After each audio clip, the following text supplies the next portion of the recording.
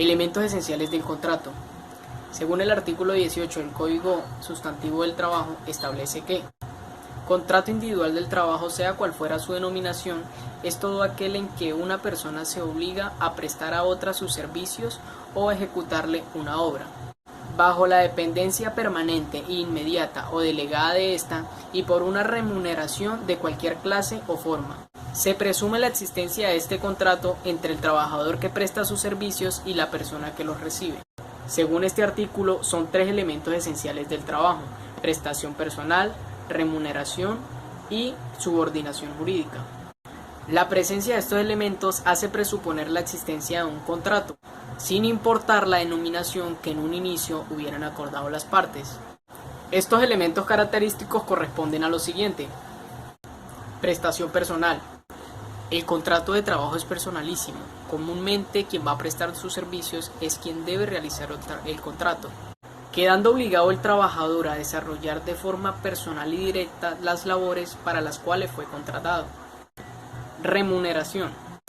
Corresponde a la contraprestación económica que recibe el trabajador por los servicios prestados al patrono. Subordinación jurídica. Este constituye el elemento característico y diferenciador del contrato de trabajo frente a otro tipo de relación contractual. Consiste en la dependencia permanente y dirección inmediata o delegada que ejerce el patrono o sus representantes ante el trabajador, encontrándose facultado para dar órdenes, hacerlas cumplir y sancionar su incumplimiento. De este elemento se deriva el poder de dirección y disciplinario del patrono dentro de la empresa.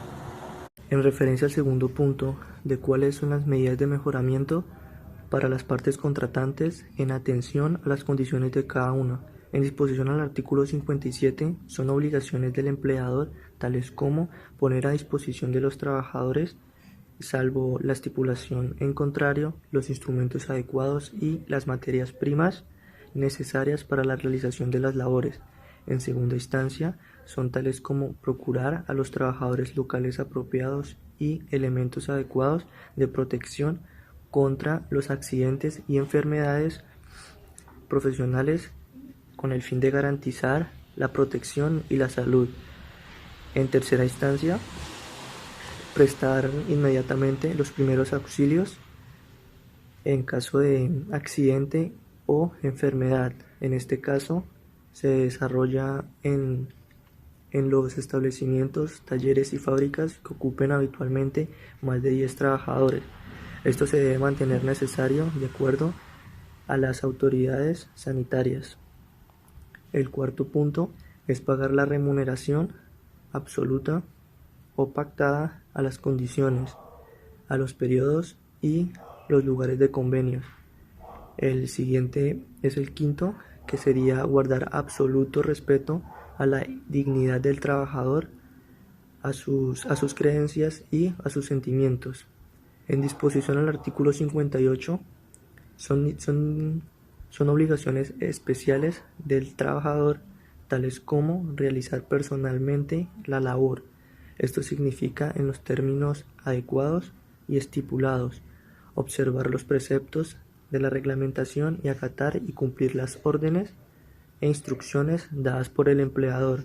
Otras de las obligaciones especiales del trabajador del artículo 58, no comunicar con terceros, salvo la autorización expresa, las informaciones que tenga sobre su trabajo, especialmente sobre las cosas que sean de naturaleza reservada o cuya divulgación pueda ocasionar perjuicios al empleador, lo que no obsta para denunciar delitos comunes o violaciones del contrato o de las normas legales del trabajo ante las autoridades competentes.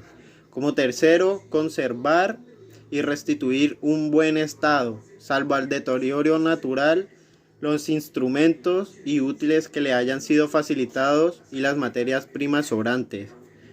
Otra es guardar rigurosamente la moral en las relaciones con sus superiores y especialmente sus compañeros.